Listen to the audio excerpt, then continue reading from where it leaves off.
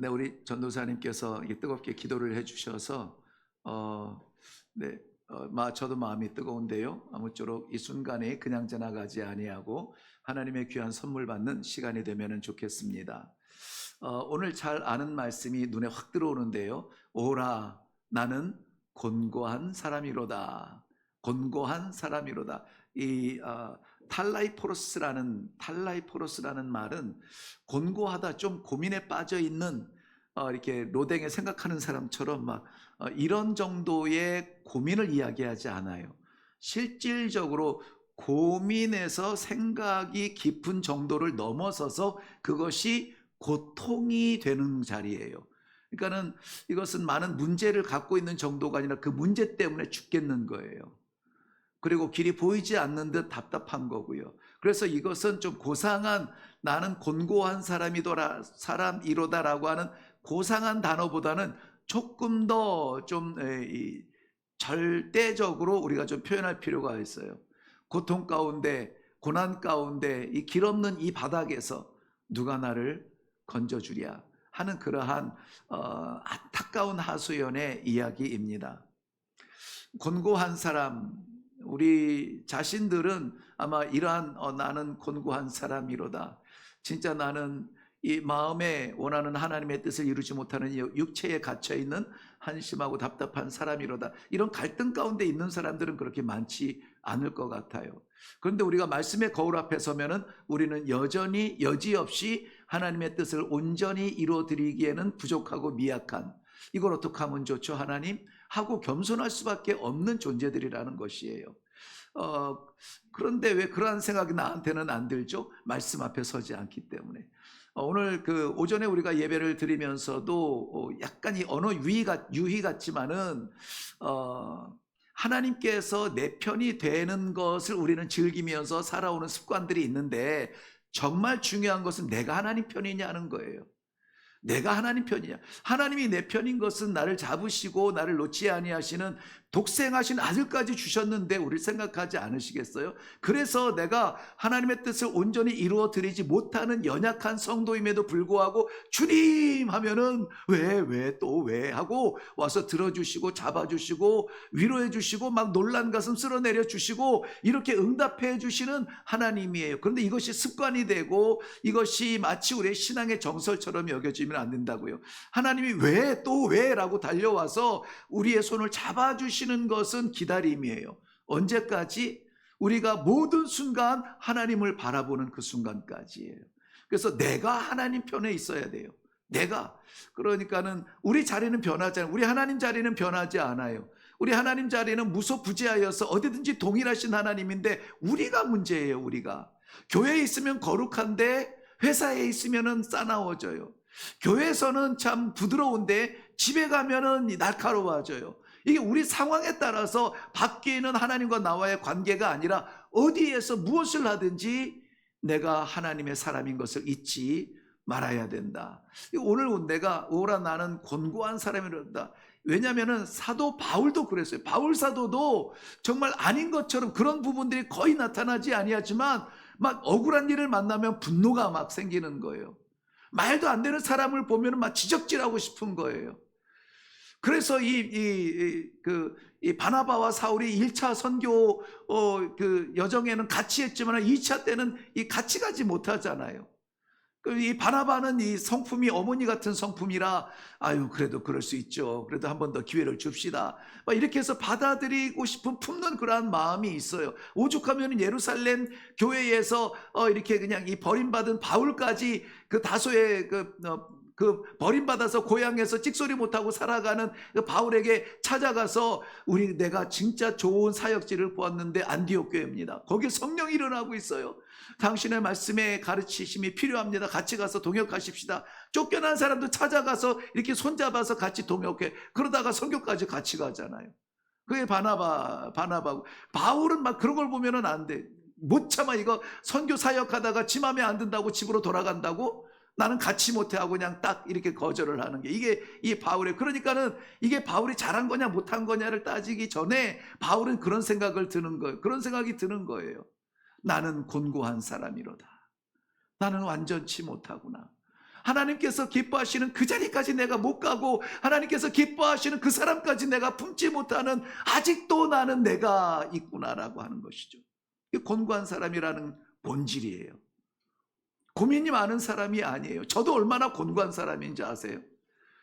정말 목사님은, 이 기독교에서 목사님은 제일 복 많이 받은 사람 같죠. 그냥 맨날 뭐 말씀만 보고 기도하고 그냥 뭐라고 하면은 네, 기도하겠습니다. 잘 되겠죠. 형제님, 자매 이러면 될 것 같잖아요. 그러고 나서 이게 될까 안 될까에 대한 고민을 끌어안고 말씀을 보며 확신을 가져야 되고 또 기도해야 되고 이런 것으로 정말 네, 보이지 않냐는 속은 새까맣게 타 있는 이 심지가 다 타버린 그러한 존재들, 이거 어떻게 인격으로 사역을 합니까? 어떻게 성품으로 이거를 해요? 나는 그거를 감당하는 이 인격이나 성품이나 재주나 이런 것 가지고 감당하시는 분들을 보면은요, 진짜 형님 하고 싶어요. 어떻게 할 수 있지? 나는 못할 것 같아요. 오전에 잠깐 우리 집사님 우리 저 식사 나누고 얘기했는데 갈 수 없는 길이 이거는 내가 못 가요. 그런 곳은 내가 가 있더라고요. 이거는 내 타입이 아니고 내 방법이 아닌데요. 그런 것에는 내가 매력을 느껴요. 이거는 제 영어 저를 이제 소개할 때에 저는 존 인 더 와일드라고 하거든요. 왜 닉네임 이런 거 있잖아요. 그런 거 할 때 존 인 더 와일드, 광야의 요한이 제가 이제 광야의 요한이에요. 그러니까 뭔가 좀 도전적이고 뭔가 내가 아닌 것 같은 자리에서 나를 발견하고 이런 것에 거룩한 쾌감을 느끼는 것 같아요. 갈 수 없는데 분명히 나는 못 가. 저거 하면 난 죽을 것 같아. 근데 알겠습니다. 한번 가죠. 이렇게 하고 하나님께서 나를 어떻게 쓰시는지 보는 게 저는 즐겁고 재미있어요. 분명히 내가 할 수 없는 일인데 하나님 원래 계획했던 계획은 그것이 아닌데요. 근데 기도하면서 강력하게 그 마음을 주실 때는 뭐라고 합니까? 우리는 보통 뭐라고 기도합니까? 그래도 하나님 이번 한 번만 좀 어떻게 해주세요. 내가 죽을 것 같아요. 괴로워요. 막 이렇게 합니까? 저 같으면은 그래요. 도저히 아닌 길인데 계속 이 신앙 양심의 압박을 주시면서 하나님의 미소가 보일 때는 알았어요. 마음대로 하세요. 마음대로 하세요. 대신 망하면 내가 망하는 거 아닙니다. 막 그렇게 해야 돼요. 신앙생활의 지경이 넓어지고 기도가 깊어지고 이럴 때일수록 우리는 더 깊은 곤고의 자리에 빠질 수 있습니다.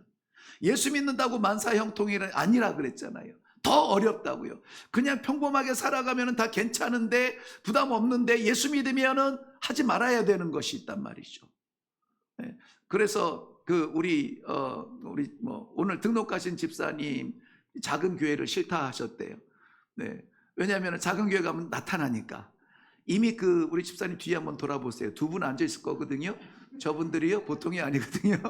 그냥 두지 않을 분들이라서 네. 자리를 그렇게 앉으셨네요. 내가 그걸 얘기하지 않았는데 네. 자꾸 이렇게 자신이 드러나는 것을 어려워하는 분들이 있어요. 저도 마찬가지예요. 트리플 A형 다 아시잖아요. 그래서 나타나는 거 싫어하고 드러나는 거 별로 안 좋아해요. 그럼에도 불구하고 하나님께서 잡으실 때는 잡히는 게 복이에요. 하나님께서 나게 하실 때에는 드러나는 것이 복이에요. 왜냐하면 그건 내가 아니거든요. 그건 하나님의 도구거든요. 그래서 내가 내 인생을 화려하게 내 마음대로 풍성하게 사는 것보다 나는 하나님께 붙들려서 마음대로 조장당하는 하나님께 붙들려서 쓰임받는 이런 것이 저는 좋아요. 그게 좋아요. 세상에서는 무력하지만은 하나님 앞에서는 존귀하게 남는 것. 우리 꿈이 다 그렇잖아요. 바울 사도는 지금 오라 나는 곤고한 사람, 이거 사실이에요. 곤고합니다. 그 마음에 갈등이 있어요. 복음으로 충만한 것 같은데 이 신약 성경에 어디만 봐도 바울 사도 막 기적을 일으키고 하나님께서 기뻐하시는 내 그릇이다, 복음의 그릇이다, 아무나 못 가는 이방 땅에 던지시고 막 이렇게 사역하는데 그 현장에서 본인의 생각은 나는 곤고한 사람이라. 지금 이 로마서 7장 같은 경우에는요, 지금 신앙이 좀 흔들흔들 약한 그 사람들에게 구원은 무엇이며 복음은 무엇이며 어떻게 해서 사람이 구원을 받는 것, 이거에 대해서 정확하게 이렇게 지적하는 그러한 장소거든요. 그러니까는 교장 선생님의 훈시와도 같은 틀림없는 그런 메시지, 법률 같은 것을 지금 열거해 놔야 돼요. 그런데 하나님의 은혜는 그렇고 우리의 구원은 그렇게 감격스럽지만 나는 곤고한 사람이다. 난 죽을 것 같다. 이거예요. 누가 나를 여기서 건져내랴. 우리의 고통이 그 안에 담겨져 있습니다. 조금 더 이 내용을 우리가 좀 솔직하게 디테일하다고 할까요? 그렇게 고백하면은요, 이 말씀은 고린도전서 2장 4절 우리 한번 볼까요? 2장 14절 고린도전서 2장 14절. 곤고한 사람을 또 다른 표현으로 말합니다. 2장 14절 시작. 육에 속한 사람은 하나님의 성령의 일들을 받지 아니하나니 이는 그것들이 그에게는 어리석게 보임이요 또 그는 그것들을 알 수도 없나니 그러한 일은 영적으로 분별되기 때문이라. 곤고한 사람, 복음 안에서 이 신앙생활 공동체 안에서 곤고한 사람, 정말 나타나지 아니하는 상처, 표현할 수 없는 고통은 무엇이냐? 이것이 정말 하나님의 일인가에 대한 영적 분별이 안 되는 사람, 즉 고린도전서 2장 14절에 뭐라고 했다고요? 육에 속한 사람이다. 육에 속한 사람. 속했다라는 것은 붙잡힌 거죠. 그래서 육에 속했다는 것은 육의 세계에 붙잡혀 있다는 거예요. 자유하지 못하다는 것이에요. 자유하지 못하다는 거. 누구에게 지금 이 말을 쓴다고요? 성도들에게. 로마에 있는 교인, 즉 성도들에게 지금 이 말을 쓰는데, 아니 내가 성령에 사로잡혀 있지, 말씀에 사로잡혀 있지, 내가 육에 사로잡혀 있다고요? 본인들은 이해를 못해요. 그런데 이러한 사람들이 판가름 되어지는 일은 무엇입니까? 이것이 하나님께서 내게 주시는 말씀인지 모르겠는 거예요. 왜 모를까요? 이 기독교는 우리의 하나님의 말씀을 받는 은혜의 공동체 속에서 신앙생활은 딱 하나 공통점이 있어요. 뭐냐면은 우리가 이 세상에 발딛고 살아가는, 세상에 속한, 세상을 살아가는 그러한 사람들이지만 우리의 소망은 하나님 나라에 있음을 믿는 거예요. 믿는 거. 이 믿음이 없으면 무슨 일이 일어나냐면은 우리의 영적인 재생산이 일어나지 않아요. 다시 태어남이 없단 말이죠. 중생이 일어나지 않는다는 거예요. 영적으로 죽은 거죠. 여러분 이 기사식당 막 이럴 때 이거 보시죠? 네, 얼마나 밤새도록 제가 언젠가 봤더니요, 또 사람이 지혜가 진짜 끝내줘요. 그냥 막 이렇게 하면서 눈길을 끄는 것이 아니라 요새는 이렇게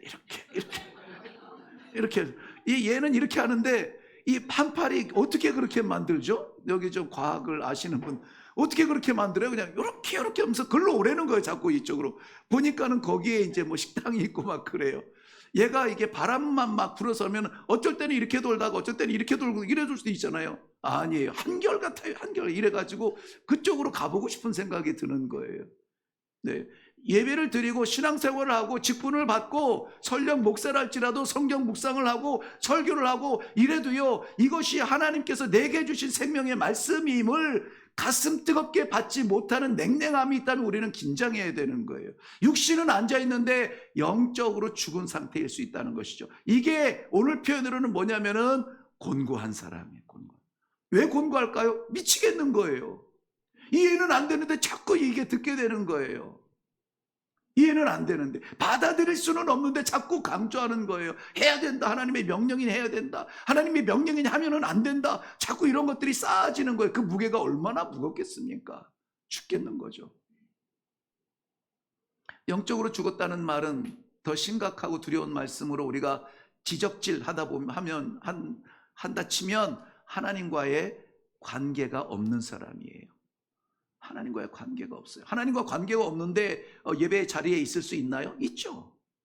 예수님께서도 그 무리져 있는 그 군중들, 그 군중들 사이에 손가락을 지적질하면서 이 사탄의 자식들아. 예수님 앞에 몰려와 있는데도요,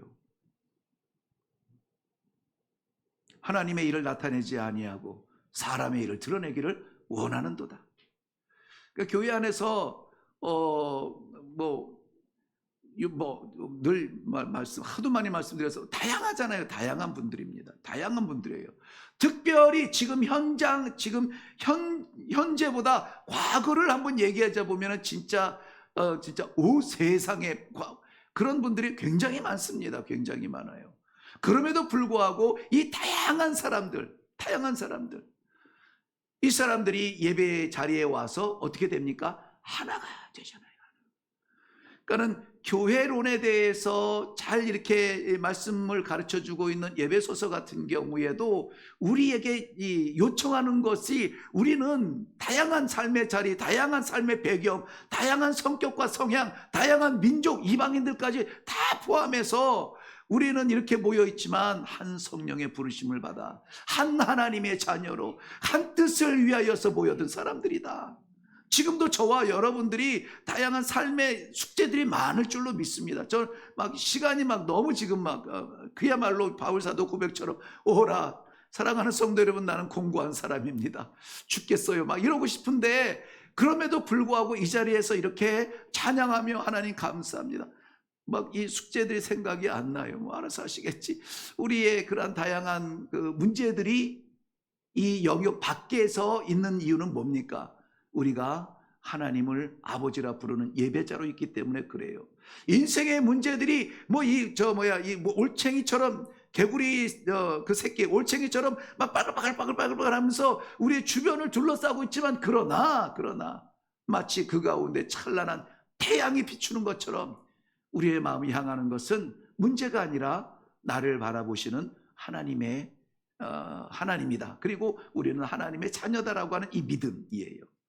이게 통하면은 영혼이 살아있는 거고요. 이게 영혼이 살아있으면은 영혼의 담들이 다 무너지게 되고, 우리는 육신을 가지고 있으나 영혼이 살아있는 재생의 역사, 중생의 사람이라는 것입니다. 권고한 사람은 중생 이전의 사람, 예수 만나기 이전의 사람이에요. 예수 만나기 이전에.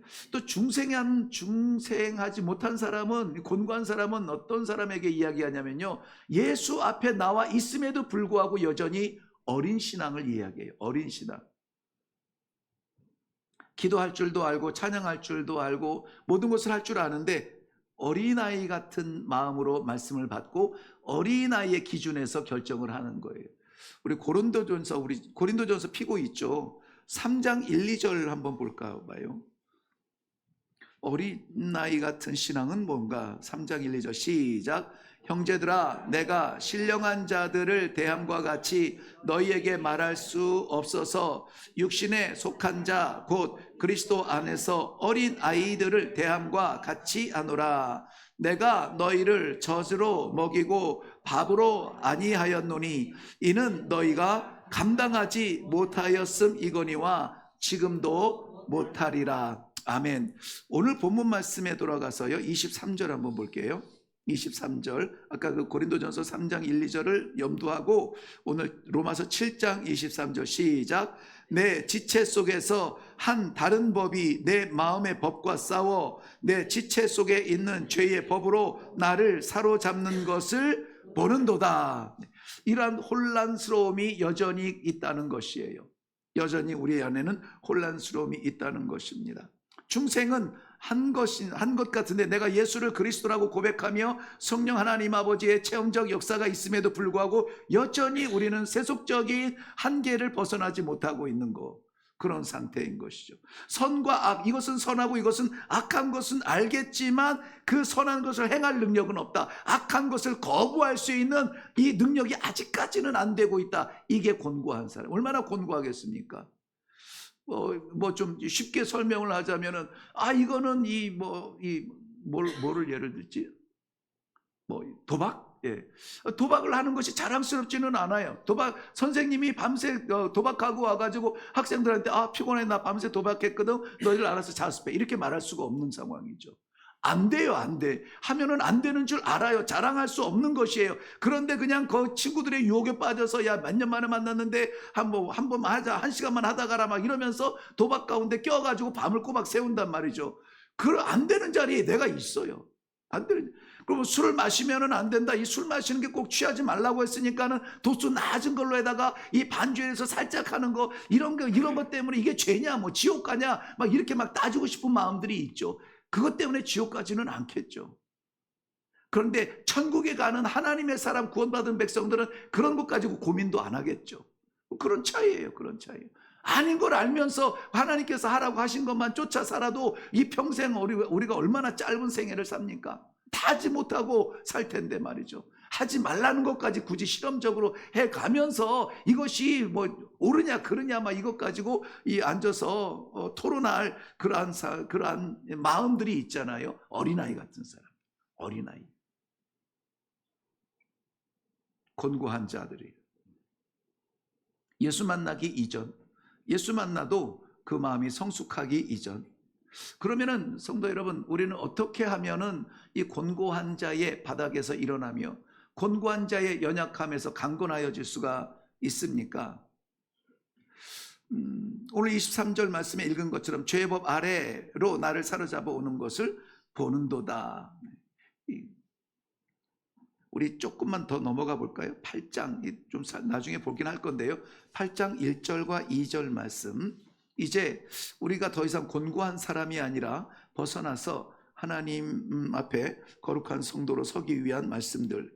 8장 1절과 2절 시작. 그러므로 이제 그리스도 예수 안에 있는 자에게는 결코 정죄함이 없나니 이는 그리스도 예수 안에 있는 생명의 성령의 법이 죄와 사망의 법에서 너를 해방하였습니다. 할렐루야. 네. 얼마나 감사합니까? 우리가 죄 안에 있고 사망 아래 있고 구속 아래 있고 눌림 아래 있고 사탄의 조롱 아래 있어야 되는데, 그런데 이것을 깨트리고 오히려 우리 안에 생명의 성령의 법을 어기면 어떻게 돼요? 범죄자가 되는 거잖아요. 그런데 그 법이, 하나님께서 주신 그 법이 우리 안에 역사하고 있다는 것이죠. 그러므로 우리는 우리의 의지로 사는 것이 아니요 하나님께서 주시는 이 신령한 감동으로 말미암아 사는 것.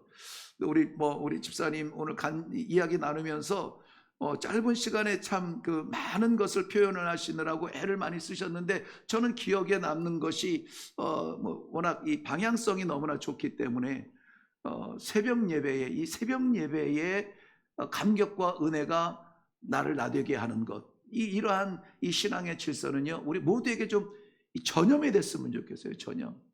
전염이 됐으면 좋겠어요. 오랫동안 저는 기도하고 있지만은 아무튼 좀 오늘 이제 좀 이따 오후에 그렇지 않아도 그 문제를 우리 각 부장님들하고 좀 얘기를 하면서 결단을 하려고 하는데, 어쨌든 우리가 일일 일생 오늘 내게 주신 하나님의 생명 감사하고 하루를 살 때에 이 짧은 호흡을 어떻게 하나님의 영광을 올려드릴까. 그러니 한숨 대신에 기왕이면 찬송하는 게 낫고, 누구를 흉보기 전에 기왕이면 복음을 전하는 게 낫고, 한숨 치며 가슴 치며 내 인생 내 삶이 왜 이래라고 좌절하기보다는 기왕이면 살아계신 하나님 어쩌면 좋습니까 물어보는 게 낫고, 이렇게 살아도 이 하루가 정말 벅차지 않습니까? 그런 하루를 살려면 어떻게 됩니까? 하나님의 말씀을 받아야 되고, 이 말씀이 나를 향한 하나님의 말씀인 줄로 믿고 아멘하여서 그 말씀대로 살아가려고 시도하는 것, 이게 어려운 것이 아니라요, 이게 우리 성도의 일상인 거예요. 그래서 오늘 말씀에는 뭐라고 하냐면은 누구든지 그 예수 그리스도 안에 있는 사람이라고 그래요. 안에 있는 사람, 엔 크리스토스. 예수 그리스도 안에 있으면, 예수 그리스도 밖에 있으면은 어떤 사람이에요? 이 파괴자요, 이게 해치는 자요. 이 사도 바울이 예수 그리스도 만나기 전에 밖에서는 예수 그리스도를 따르는 그 무리들을 파괴하려고, 죽이려고, 무너뜨리려고 힘쓰던 사람이, 달려가던 사람이 예수 그리스도를 만나니까 어떻게 합니까? 살리기 위하여서, 복음을 증거하기 위하여서, 세워주기 위하여서 자신의 생애를 걸고 섬기지 않습니까? 이런 것이에요. 곤고한 자에게로부터 우리가 벗어나기 위하여서는 예수 그리스도 안에서 주신 생명의 성령의 법을 따라서 살 수 있는 그러한 결단들을 할 수 있어야 된다는 것입니다. 그러면은 한 가지 딱 좋은 게 있어요. 뭐냐면 더 이상 정죄하지 못해요. 우리를 부족하다, 모자란다, 틀렸다, 실패했네 라고 정죄할 수 없다는 거예요. 그것을 누가 받아요? 우리 주님이 받으세요. 주님이 받으시는 거예요. 주님이 다 받으시고 우리의 연약함을 아시고 부르신 그 자리에서 부족함을 아시고 맡기신 그 일 가운데 영광을 받으시는 거예요. 얼마나 감사하고 얼마나 신나고 얼마나 신난다는 말은 적당하지 않지만 얼마나 아름답습니까? 하나님의 질서는 우리가 생각할 수 없는 질서예요. 그 차원을 넘어서는 질서입니다. 사랑하는 성도 여러분, 우리는 더 이상 고뇌하는 가운데 갇혀있지 않기를 바랍니다.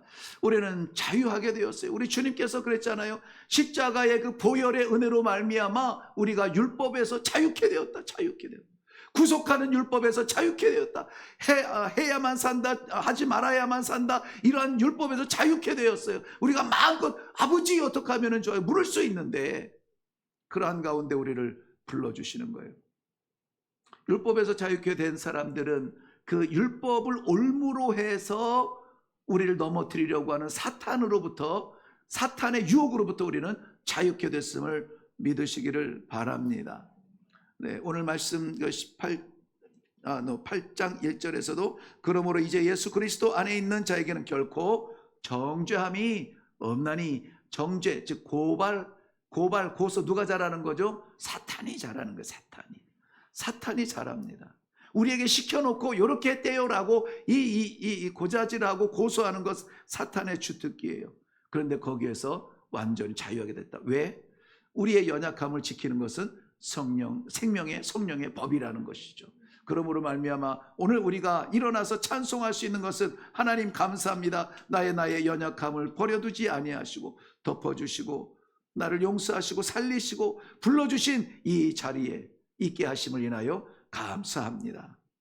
네, 그러므로 말미암아 오늘 우리는 더 이상 곤고한 자라 좌절하지 아니하고 이 사망의 법에서 자유케 하신 하나님의 말씀 따라 부르심 따라서 기다리시는 그 자리에 나아가서 우리가 충성할 때에 오늘도 하나님께서 복된 복음의 길로 우리를 인도하여 주실 줄로 믿습니다. 네. 한 절만 더 해도 될까요? 한 절만 더 할게요. 우리 에베소서 4장 22절 한 절만 더 찾아볼게요.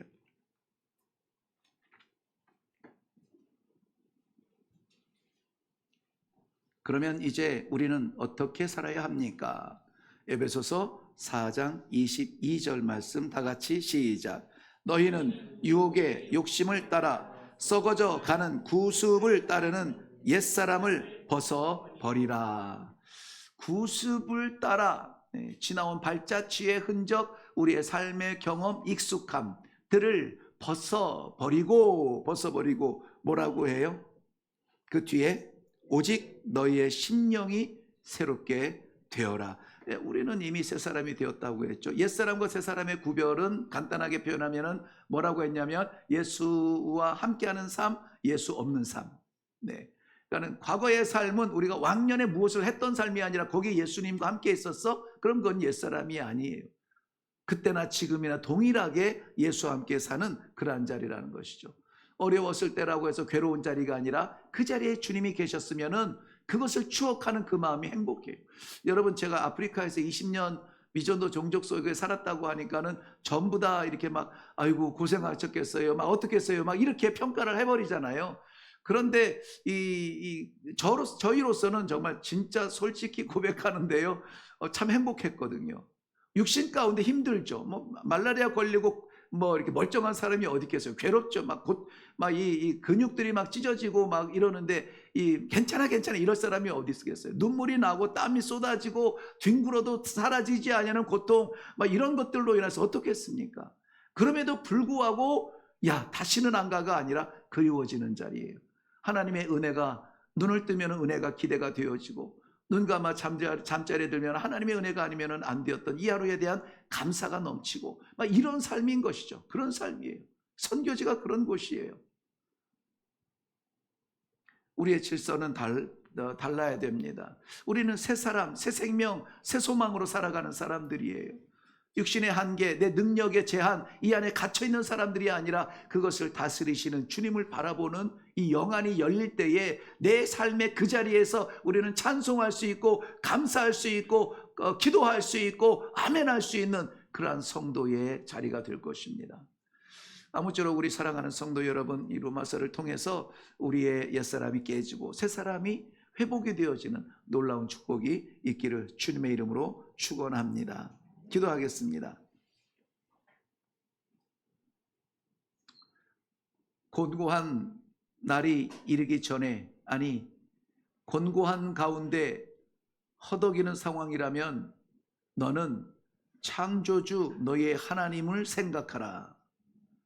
그가 잡으시면 어떤 죽음 같은 고통 속에서도 찬송할 수 있고 일어날 수 있고 쓰임받을 수 있는 것, 이것이 우리 성도들의 고백인 줄로 믿습니다. 오늘 오라 나는 곤고한 자로다.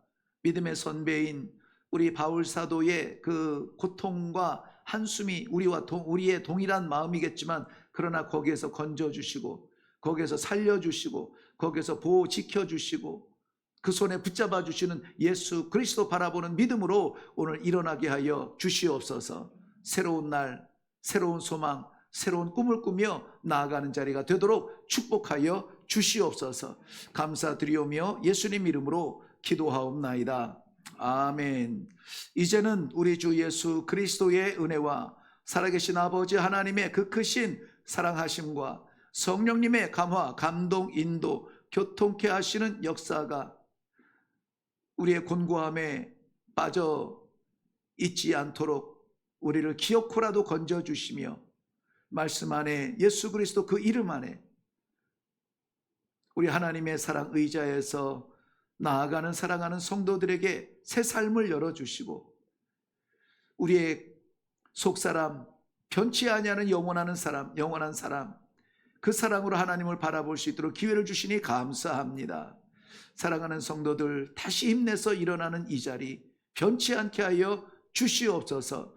마음에 다짐하며 내려가는 신실한 주의 백성들 머리 위에와 저들의 삶의 자리에, 그리고 일회교회 위에 이제로부터 영원토록 항상 함께 있을지어다. 아멘. 아멘.